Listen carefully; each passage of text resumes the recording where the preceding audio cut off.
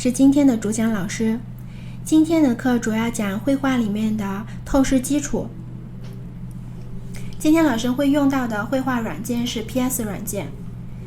首先我们先来认识一下什么是透视。透视是一种让我们得以在二维平面上创造出三维幻觉的手段。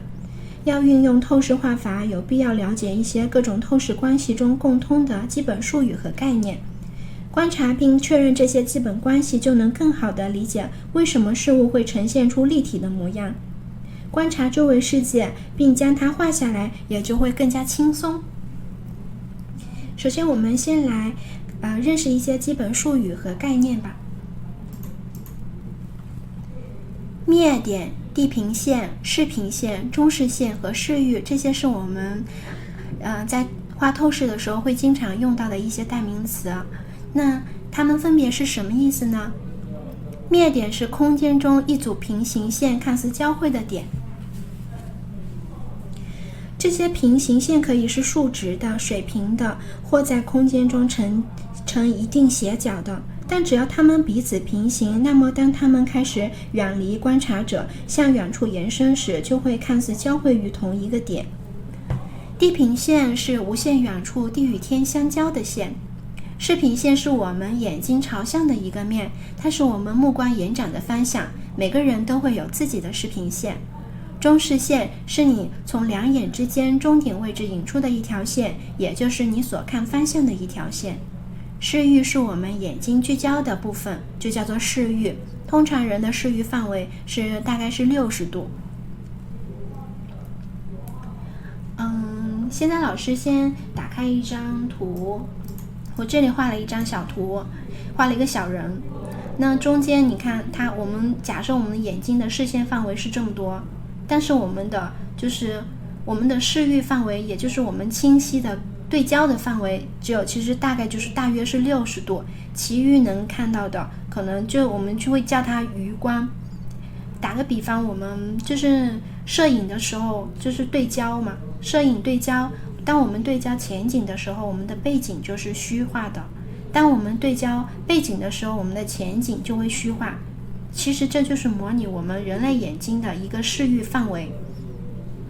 这样我们就很好理解什么是视域了。那在我们视域中，就是和眼睛齐平的一条线，引出的一条线，也就是我们就是眼睛所看的方向的一条线，其实就是中视线。看这条红色的线其实就是中视线。接下来呢，我们来讲一下透视里面包含的一些种类。透视里面我们会包含大气透视、1点透视、2点透视、3点透视和多点透视，还有曲线透视和透视畸变。那它们分别都是一些什么意思呢？这大气透视呢，它其实是无处不在的。为什么呢？因为大气里面有空气、尘埃、水蒸气，这些都是无处不在的，它们会对能见度产生影响。透过大气看远处物体会显得晦暗，更有距离感。可能我这么说有些同学还不是很理解。老师先打开一张图，一个森林吧。你看它除了树木的近大远小体现它的透视，还有就是可能是雾气，也可能是雾霾就让它每一棵树之间呢，它的颜色都会有一个就是不同的色阶。越到远处，它可能颜色会越淡，就是对比就会越来越不那么强。近处的对比会强，远处的对比会弱，颜色也会越弱。这就是我们空气透视大气透视带给我们的一种就是空间感。大家我们可以在我们自己的作品里面就是运用这种手法，这种是比较特别简单方便的，就是增加画面空间感的一种手法。我们再来看另一张图。这张图它也是运用了大气透视。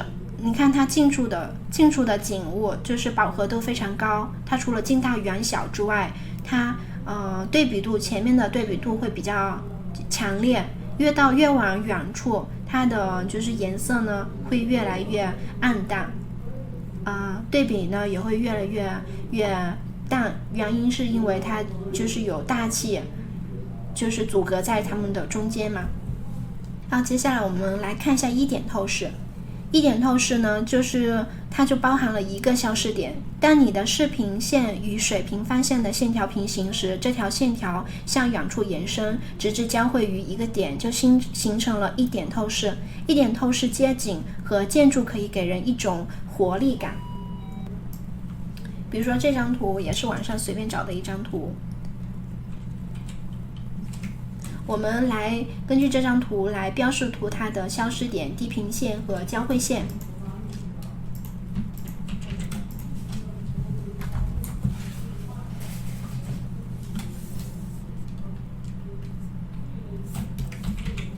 我们可以根据我们的交汇线，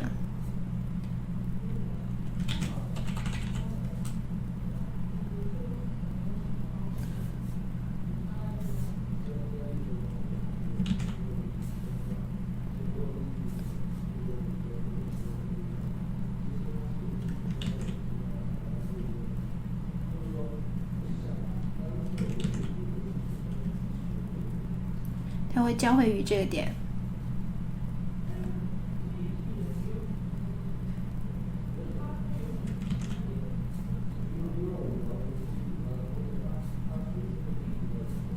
所有的你看红色的线都交汇于这一个点，所以我们可以根据交汇的这个消失点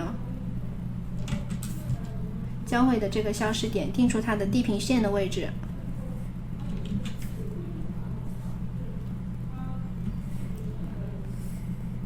我们可以确定这个就是地平线，那么这个蓝色的点就是我们的消失点。根据我们这个图呢，根据这张我们标示出来的画的这个辅助线，我们也可以画一张类似的建筑，画一张就是类似的。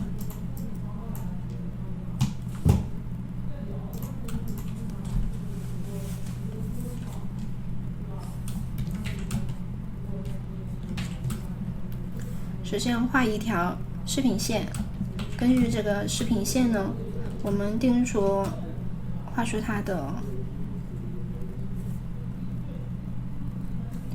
一些交汇线。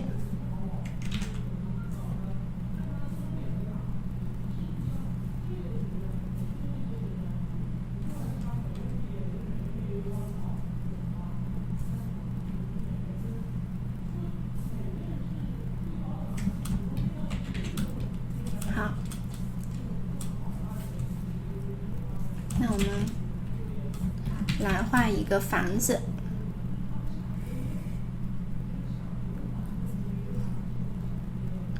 这个房子它可能交汇于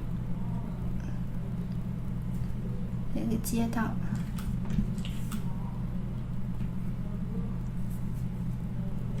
这是一栋建筑物，这边呢可能也有一栋建筑物。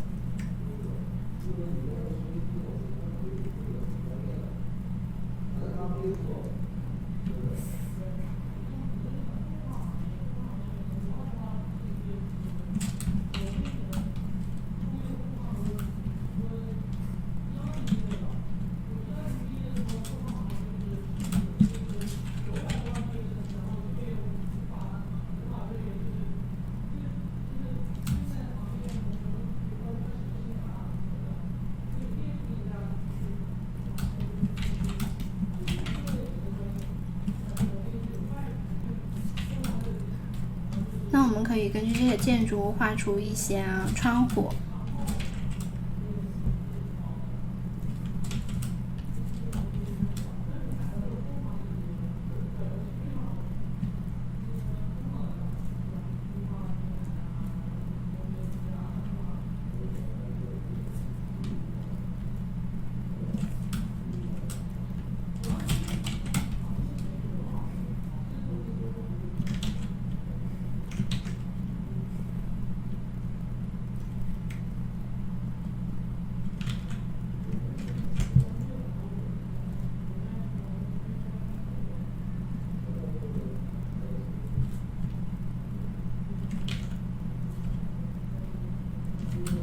这边也是，我们可以根据我们的交汇线去画一些窗户。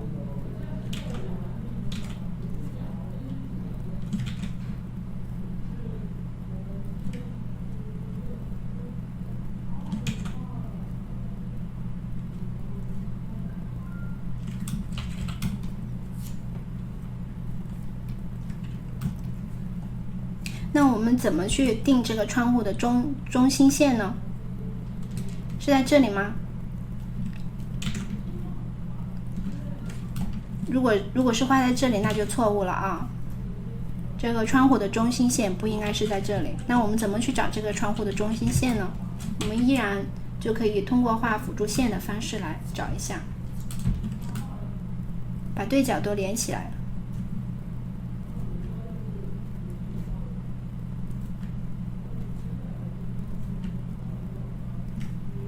根据这个方式，我们就可以非常简单的找到这个中心线是在这里，这个窗户。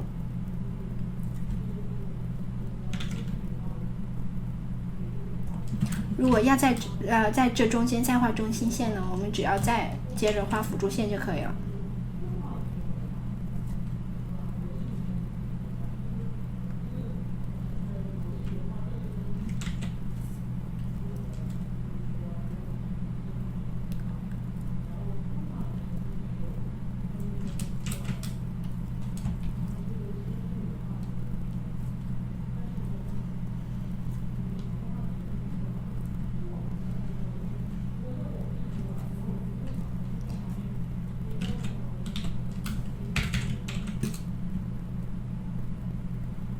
这样就可以很好的找出这个窗户的中线。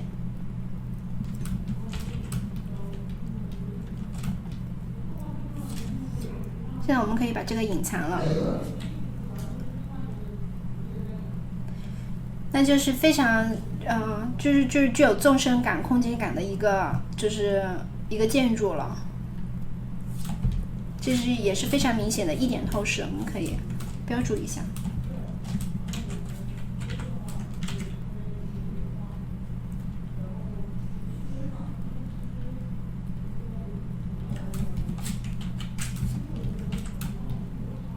那我们其实也就只要，如果是要在上面加上树的话，根据它的画的这个交汇线去画就行了。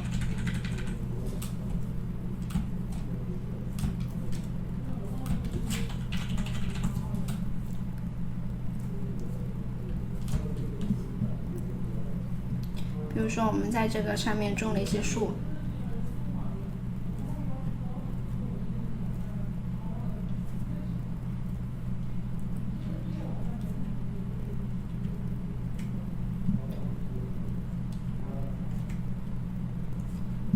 只要就是跟着树的顶部，应该就是就这样。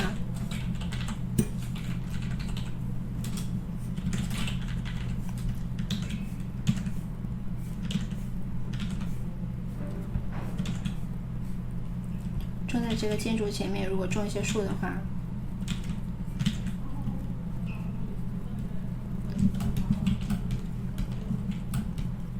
如果这边需要一些植物的话，也是一样的，只要拉一根线过来。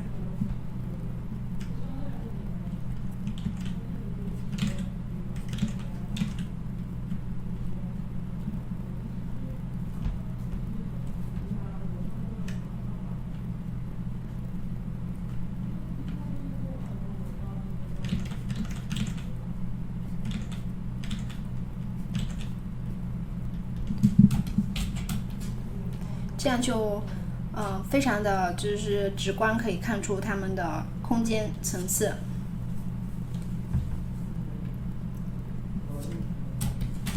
现在我们来接下来我们来讲两点透视。两点透视其实是以单点透视为基础，是由我们的视线与水平方向的线条成一定角度而造成的结果。两点透视比一点透视更有动感，更引人入胜，因为看者能够更清楚地感知物体和空间的体积。那现在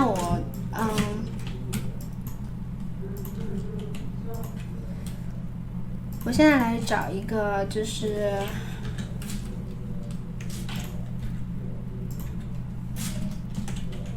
两点透视的一些图给大家看一下。就也是网上随便找了一个乐高的一个积木。其实这个我们怎么去根据这张图怎么去定它的地平线、交汇线和消失点呢？其实方法也是比较简单的啊。我们先把这张图扩大一点，方便大家去理解。根据我们图上面的一些交汇线，就可以定出它的地平线。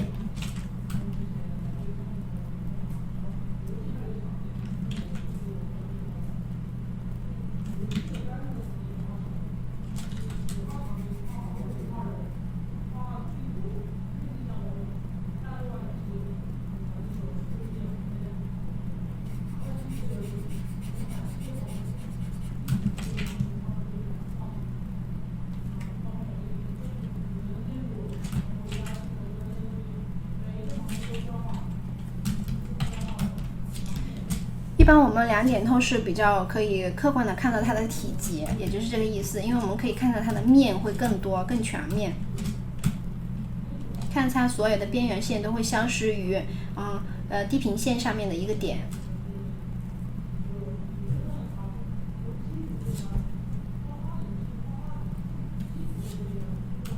这个就是两点，一个点、两个点，它存在于两个消失点。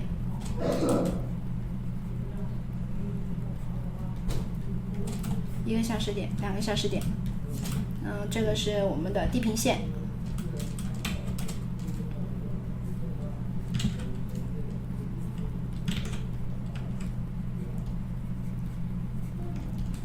还有我们的交汇线。好，我们根据我们画的这些辅助线，我们也可以画出跟它这个房子类似的一个房子。这张图应该是一个俯视图，怎么去判断它是俯视图呢？当我们就是物体是在地平线以下，那就是一个俯视图，就是从上面往下面看的，叫做俯视图。当我们从下面往上面看，就叫做仰视图。就现在我来找一张就是仰视图的两点透视给大家看一下。这我们先把它放一边。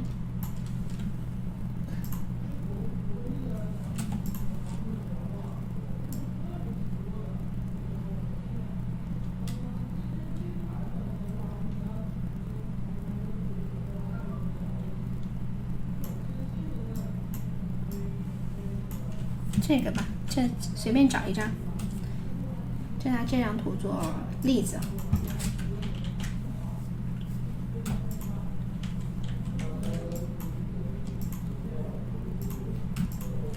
我们也是把它扩大一下。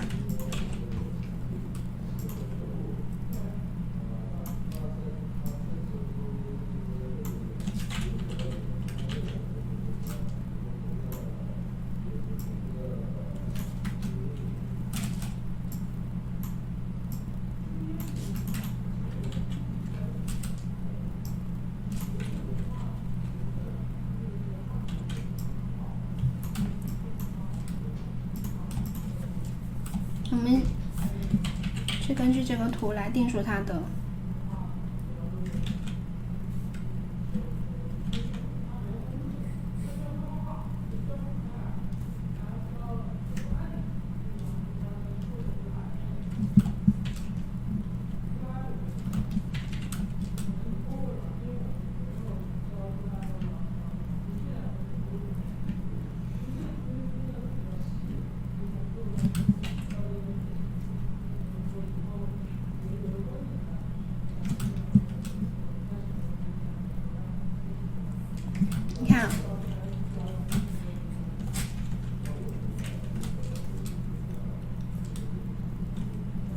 这也是一个2点透视，一个消失点，2个消失点，这里是地平线。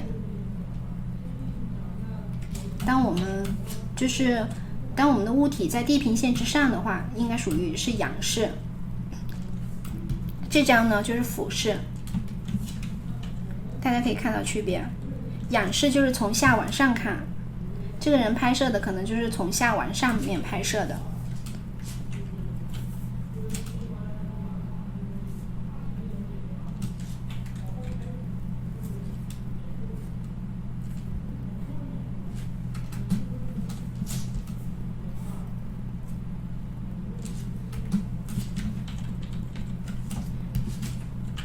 这个呢是角度是从上往下看。好，我们根据这2个图来画一个，我们可以根据这2个照片的辅助线，我们可以画出2张就是类似的房子，2点透视的房子。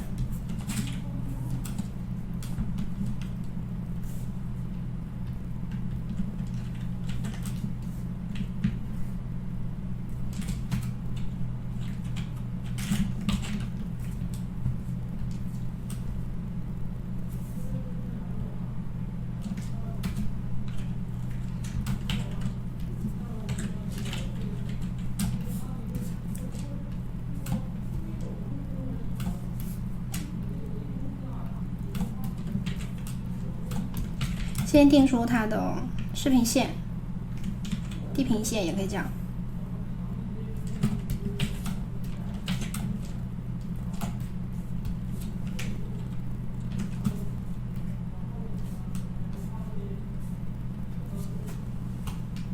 我们先来画，就是这个刚才我们的第一个。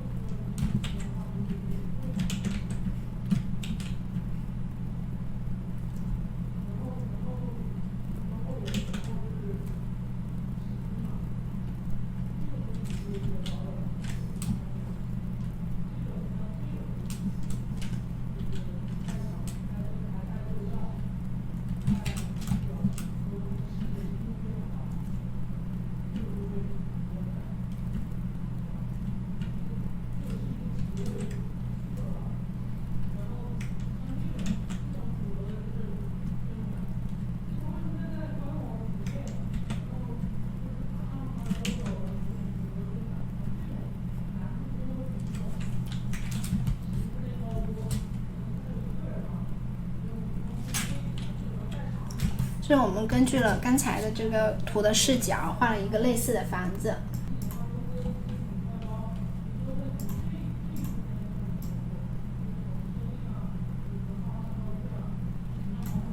这个同样也是一个2点透视。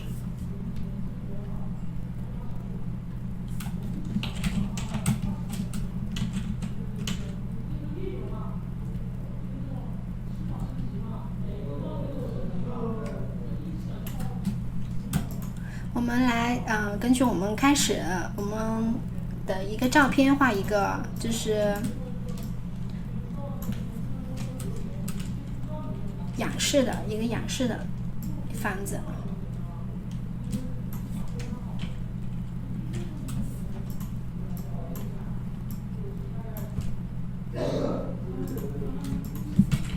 同样的，先画一条视频线。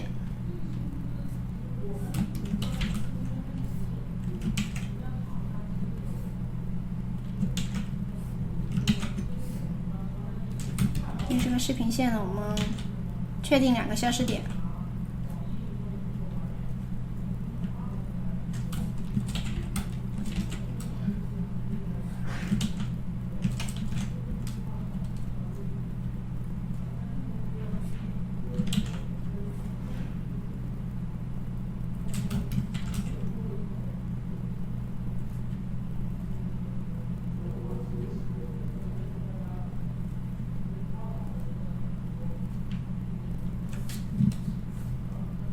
根据我们画的辅助线，就可以画出这个建筑物了。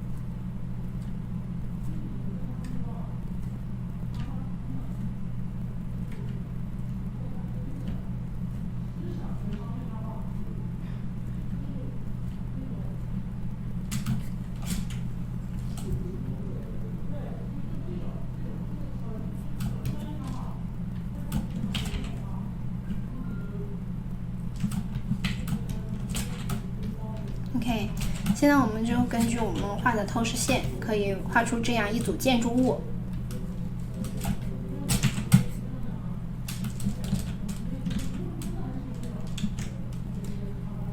这也是同样的2个消失点。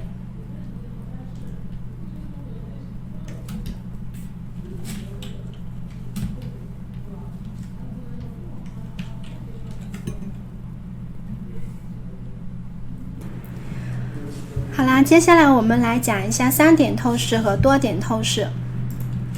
3点透视呢，就是呈现出的是我们仰视或者俯视时看到的画面。这种透视现象就是和1点2点透视是一样的，它包含了地平线上的灭点，此外也包含了第3个灭点，该灭点位于观察者的正上方或者是正下方。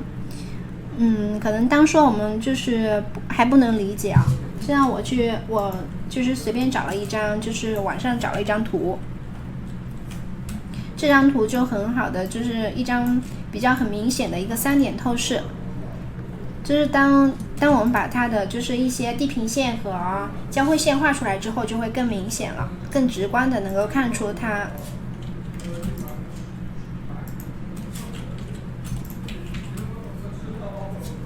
首先定出地平线，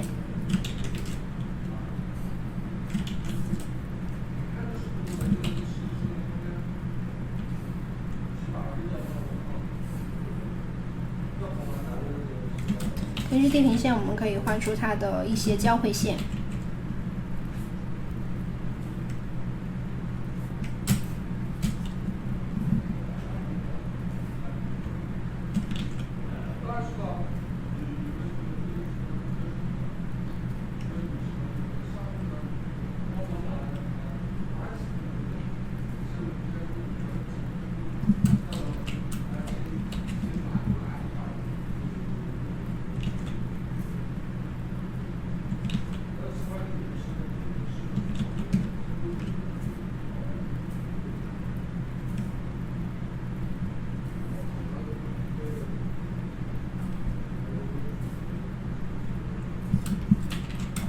我们可以明显看出它其实是怎么说呢？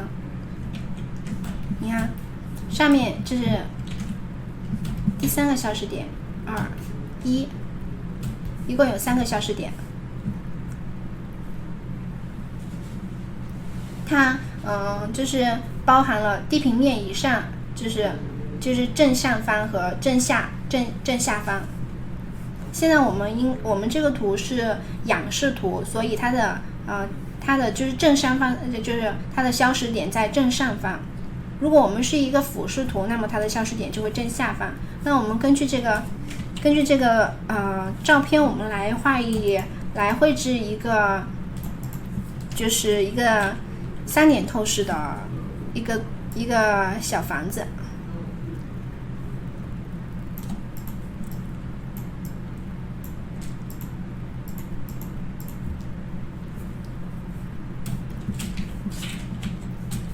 首先，我们先定出地平线。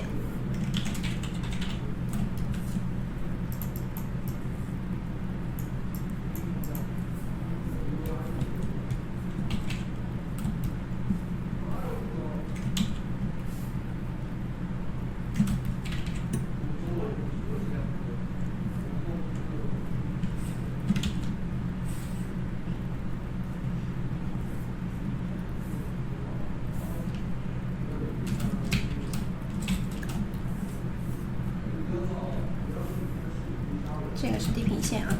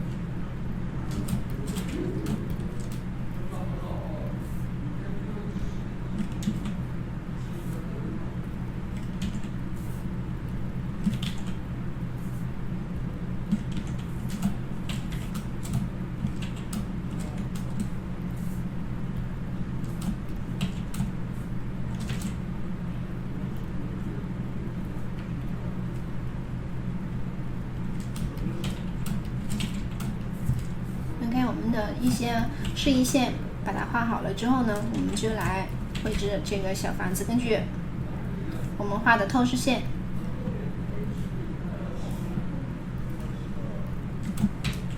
可以画一栋大楼。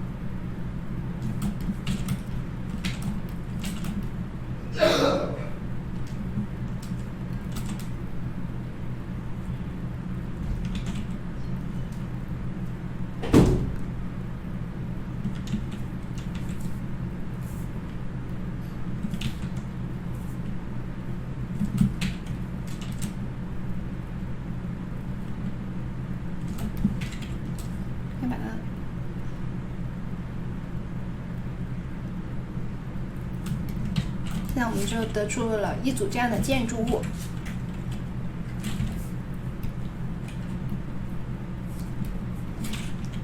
这是我们的3点透视。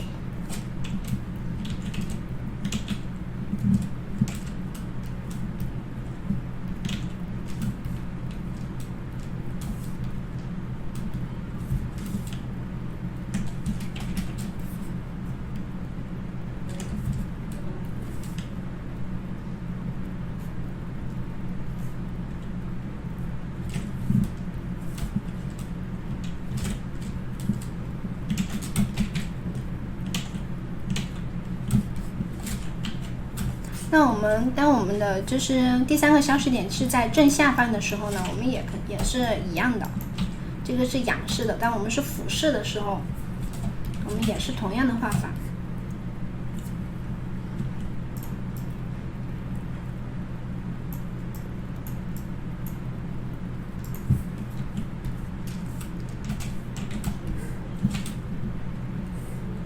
先画一条视平线。根据视平线，我们可以画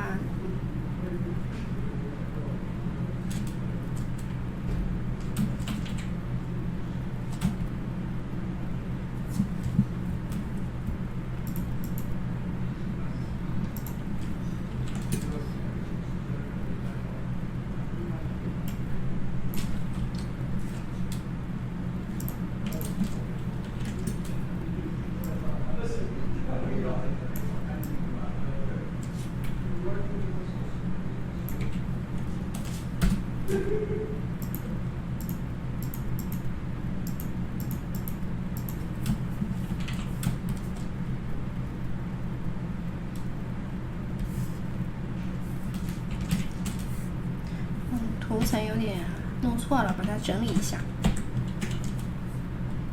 OK， 现在好了。那我们根据这个画一个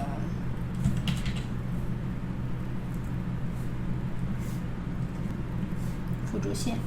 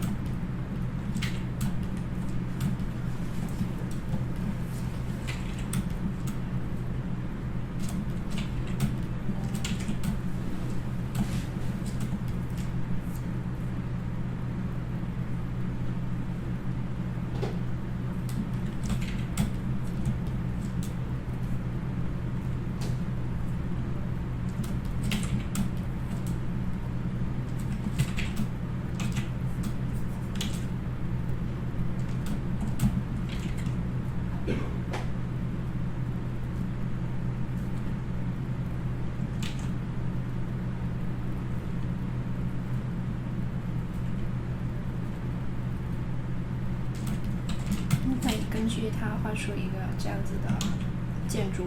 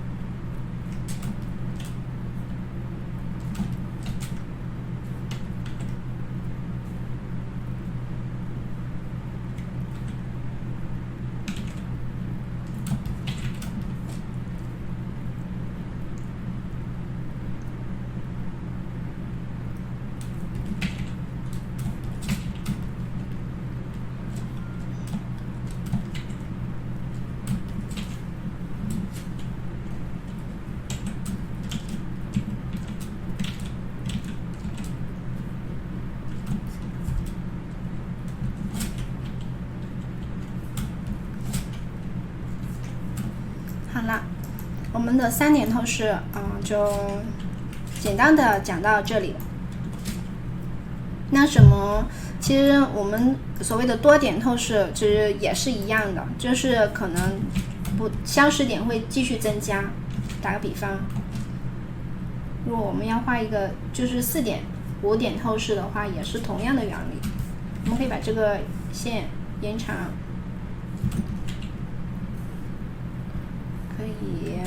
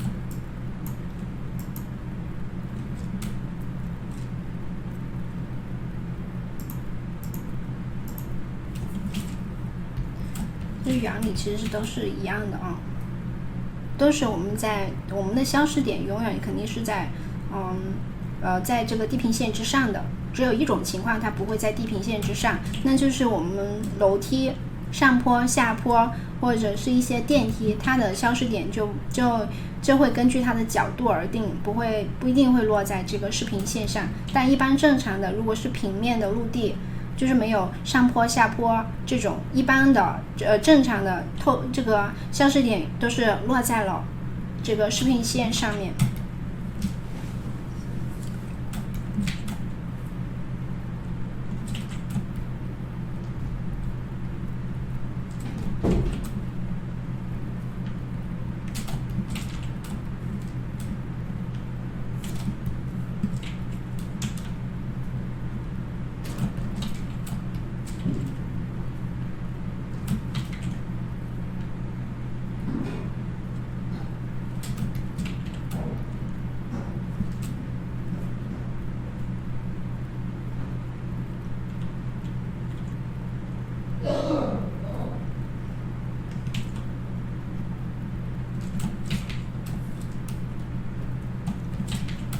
比如说我这里再来一个，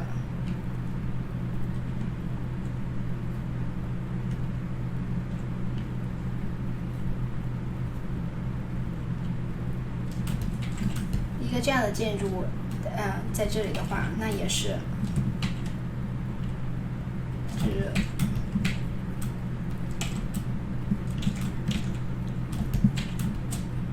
也是可以的啊。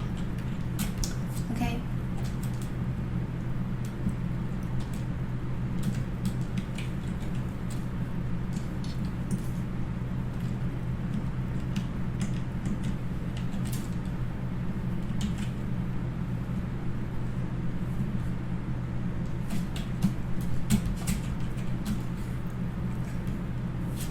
那我们今天3点透视就介绍到这里，接下来我们来就是讲一下曲线透视和透视畸变。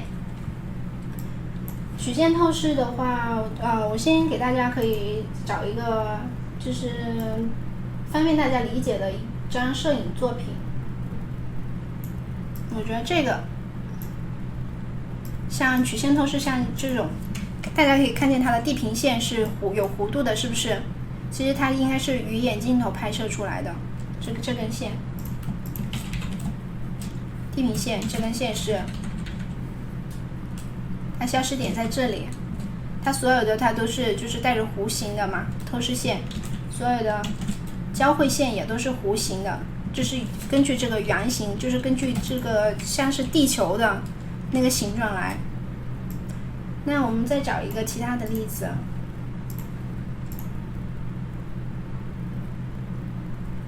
看这张摄影作品，它用的也是透视畸变，可以看见它的这个也是弧形的，很多线交汇线它都是弧形的，你可以看到它都是以弧形的在交汇。一个地球的形状，这种就是非常夸张的一种视角。其实在我们的绘画作品中其实不是很常见，但是我们的摄影作品中可能还是比较常见，因为它这样看到的范围就是周围就是两边看到的范围会更多。